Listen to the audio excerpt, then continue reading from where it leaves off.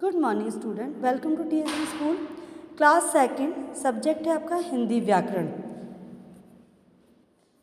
पंखुड़ी हिंदी व्याकरण में आज हम पार्ट 2 वर्ण और वर्णमाला का अध्ययन करेंगे। इससे पहले हमने पार्ट 1 भाषा का अध्ययन किया था, तो मैं पहले आपको उसमें थोड़ा सा बता देती हूँ कि अपन ने भाषा में क्या क्या पढ़ा था। सबसे पहले हमने भाषा क्या होती है उसके बारे में पढ़ा था। भाषा क्या होती है?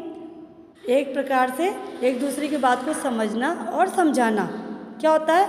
भाषा होती है। फिर अपन ने भाषा के रूप पढ़े थे, मौखिक भाषा, लिखित भाषा और सांकेतिक भाषा। मौखिक भाषा कौन सी होती है? जो कुछ हम मुख से बोलकर व्यक्त करते हैं तथा सुनकर समझते हैं, उसे हम मौखिक भाषा कहते हैं। और लिखित भाषा कौन सी होती है? जो कुछ हम लिखकर तथा पढ़कर समझते हैं, उसे लिखित भाषा कहते हैं। और फिर हमने पढ़ा था सांकेतिक भाषा, जो इशारों के द्वारा जो कुछ व्यक्त करते हैं उसे हम सांकेतिक भाषा पढ़ा। तो हमने उससे भाषा पढ़ा था और भाषा के रूप पढ़े थे। आज हम वर्ण और वर्णमाला के बारे में पढ़ेंगे। अब आपने देखा कि पहले अपन ने भाषा पढ़ी थी। अब भाषा किससे वर्णों से और वर्ण से मिलकर बना हुआ है, भाषा बनी है। तो आज हम उसी के बारे में पढ़ेंगे, वर्ण। जब भी हम कुछ बोलते हैं तो हमारे मुंह से कुछ ध्वनियाँ निकलती है और ये ध्वनियाँ कुछ अर्थ मतलब रखती है, जिससे सुनने वाले व्यक्ति को हमारी बात आसानी में समझ जाती है। कहने का मतलब यह है कि जो भी हमारे मुख से कुछ भी ध्वनियाँ निकल रही है तो वो ध्वनियाँ कुछ ना कुछ अर्थ या मतलब निकालती है, रखती है, जिससे जैसे अभी मैं आपको कुछ समझा रही हूँ तो मेरे मुख से क्या हो रही है? कुछ ध्वनियाँ निकल रही है और उसका वो कुछ ना कुछ अर्थ भी निकाल रही है। तो आप जो सुन रहे हो तो आप मेरी बात क्या करोगे? आसानी से समझ जाओगे और आप उस बात को समझ भी रहे हो कि मैं वर्ण और वर्णमाला के बारे में बता रही हूँ, तो आपको मेरी बात समझ में आ जाएगी। तो ये किसके माध्यम से? वर्ण के माध्यम से। जैसे यह है कि हमारे मुंह से निकली ध्वनियों से ही क्या बनती है? भाषा बनती है। आई बात समझ में? ये ध्वनियाँ क्या कहलाती है? वर्ण कहलाती है। क्या कहलाती है ध्वनियाँ? वर्ण कहलाती है। वर्ण जैसे आपने ये वर्ण देखो, ज, अ, ह में आ की मात्रा हा, ज, तो क्या मिलकर बन गया? जहाज। ये सब वर्ण मिलकर क्या बने? शब्द बना दिया इसने। ग में छोटी की मात्रा गी, ल, ह, र में बड़ी की मात्रा री, गिलहरी। ये सब क्या है?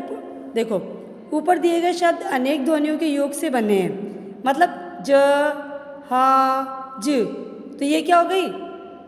वर्ण थे, ये ध्वनियाँ थी ना। भैया मेरे को जहाज बोलना है तो ये अपने मुंह से जो क्या निकली? ध्वनियाँ निकली, और इन ध्वनियों के योग से क्या बन गया? ध्वनियाँ योग से बन गए।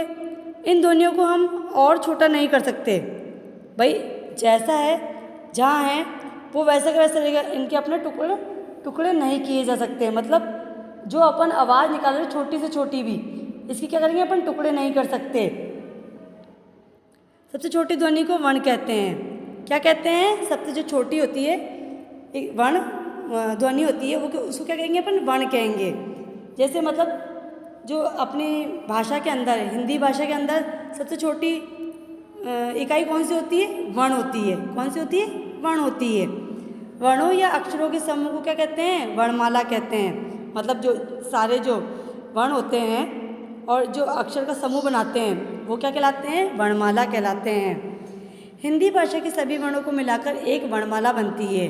क्या बनती है? एक वर्णमाला बनती है। मतलब हिंदी भाषा है, इसके जितने भी सभी वर्ण हैं, जितने भी, उनको सबको मिलाकर एक क्या बनेगी? एक वर्णमाला बनेगी।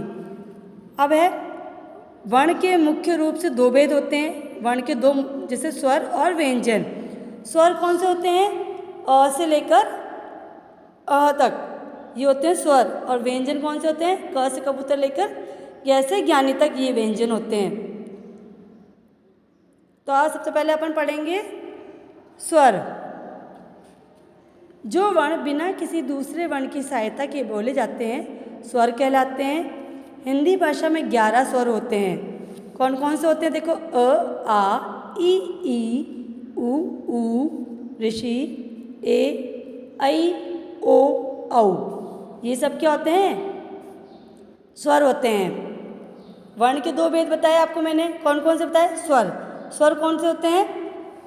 अ, आ, ई, ऊ, ऋषि, ए, ऐ, ओ, औ। ये सब क्या होते हैं? स्वर। आई बात समझ में? स्वर क्या होते हैं? जो वर्ण बिना किसी दूसरे वर्ण की सहायता से बोले जाते हैं, मतलब इनको ये किसी भी सहारे की जरूरत नहीं होती है, ये ऐसे के ऐसे ही बोले जाते हैं। तो ये कौन से होते हैं? स्वर होते हैं। स्वर कितने प्रकार के होते हैं? 11। कितने होते हैं? 11। अब अपन पढ़ेंगे व्यंजन।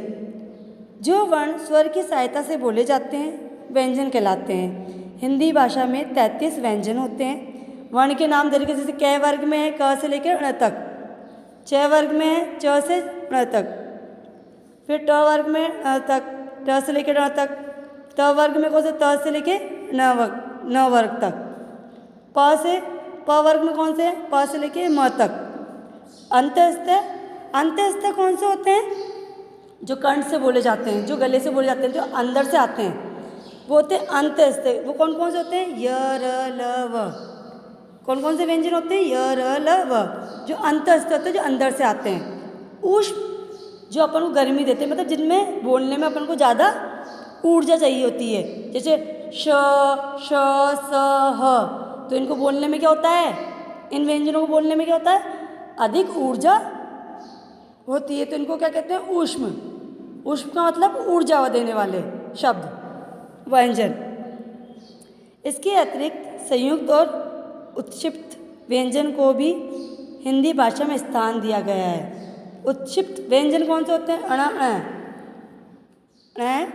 अण, ये होते हैं उत्क्षिप्त व्यंजन, जो प्रकट हुए होते हैं। मतलब कि हिंदी भाषा में इनका कोई वो नहीं है, पर जब आमतौर से अपन बातचीत वगैरह करते हैं तो ये शब्द अपने आप प्रकट हो जाते हैं।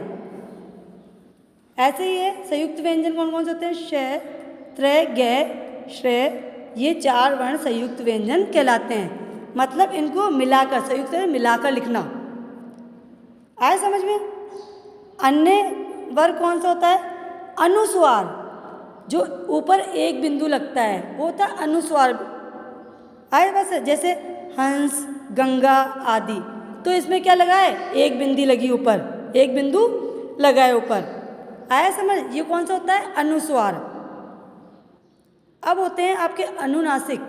अनुनासिक मतलब चंद्र बिंदु, ऊपर जो चंद्र बिंदु लगता है ना, जैसे आँख, चांद आदि। तो ये क्या होते हैं? अनुनासिक व्यंजन होते हैं ये। विसर्ग, जो शब्द के अंत में लगता है 2 बिंदु के रूप में, जैसे प्रातः, अतः आदि। अ अनुस्वार तथा अ विसर्ग ध्वनियों अयोगवाह कहलाती है। आगत ध्वनियाँ कौन सी होती है? जो विदेशी भाषाओं से अपनाए गए हिंदी भाषा के शब्द आगत ध्वनियों में आते हैं। मैं आपको समझाती हूँ। जैसे उर्दू और अंग्रेजी भाषा का प्रभाव होने के कारण हिंदी भाषा में कुछ ध्वनियों को इन भाषाओं से मूल रूप में ले लिया गया है।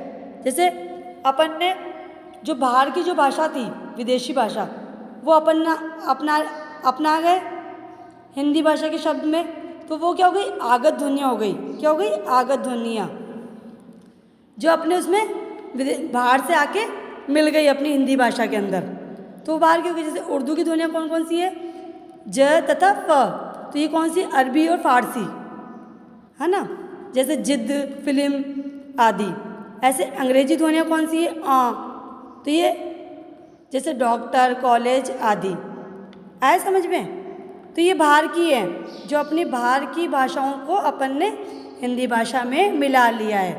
आए समझ में? ये होती है आगत ध्वनियाँ। जिन ध्वनियों का उच्चारण स्वरों की सहायता से किया जाता है उन्हें व्यंजन कहते हैं। मतलब जिन ध्वनियों का उच्चारण हम स्वर के माध्यम से करते हैं, मतलब स्वर की सहायता से करते हैं। स्वर कौन कौन से? अ, आ, ई, उ, ये कौन से स्वर हैं? तो इनको मतलब स्वर को व्यंजन के साथ मिलाकर क्या होता है? स्वरों की सहायता से ही किया जाता है। आए समझ में? आज हमने वर्ण और वर्णमाला के बारे में पढ़ा। सबसे पहले हमने वर्ण पढ़ा। वर्ण क्या है? सबसे छोटी ध्वनियों की वर्ण को वर्ण कहते हैं। मतलब सबसे छोटी जो मुंह से कुछ ध्वनियाँ निकलती है वो सब क्या होती है? वर्ण होती है। तो सबसे छोटी ध्वनियों को वर्ण कहते हैं। इन ध्वनियों को हम और छोटा नहीं कर सकते। आए समझ में? वर्णों या अक्षरों के क्रमबद्ध समूह को वर्णमाला कहते हैं। मतलब वर्ण और अक्षर जब मिलकर उनको व्यवस्थित कर रहते हैं ये। जैसे वर्ण होते हैं, वर्णों के अंदर क्या होता है कि जो व्यंजन है वो व्यवस्थित रूप से होता है हिंदी भाषा के अंदर। उसको अपन क्रमबद्ध, उसका जो क्रमबद्ध चलता है, जैसे क वर्ग, च वर्ग, ट वर्ग, त वर्ग, प वर्ग, ये भी अपन ने देखे। तो ये व्यवस्थित रूप से चल रहा है, एक क्रमबद्ध में रूप में चल रहा है। तो ये सब क्या होती है? वर्णमाला होती है। हिंदी में 11 स्वर और 33 व्यंजन होते हैं। ये पढ़ा आज अपन ने। सभी व्यंजनों में अ की ध्वनि मिश्रित होती है। मतलब अ जो होता है वो व्यंजनों के अंदर मिला हुआ रहता है। मतलब जैसे क, तो इसमें अ की ध्वनि आ रही है। जैसे म, तो म में अ की ध्वनि आ रही है। तो अ जो है व्यंजनों के साथ में मिला हुआ रहता है। आए समझ में? एक बार वापस समझाती हूँ आपको कि वर्ण क्या होती है? ध्वनियाँ होती है। वर्ण क्या होती है? जो ध्वनियाँ होती है, जो मुख से निकलती है वो क्या होती है? वर्ण। वर्ण और अक्षर की सबसे छोटी जो आवाज़ होती है उसे अपन कहते हैं वर्ण कहते हैं। और ये सबसे छोटी इकाई होती है। इसके दो भेद होते हैं, स्वर और व्यंजन। स्वर में 11, हिंदी भाषा में 11 स्वर होते हैं। कौन कौन से? अ, आ, ई, उ, ऋषि, ए, ऐ, ओ, औ। ये होते हैं स्वर। और व्यंजन कौन से होते हैं? क से लेके ग से ज्ञानी तक ये सारे ही व्यंजन होते हैं। जो वर्ण स्वर की सहायता से बोले जाते हैं वो व्यंजन होते हैं। इसमें ये 33 होते हैं व्यंजन, और स्वर कितने होते हैं? 11 होते हैं। आए समझ में?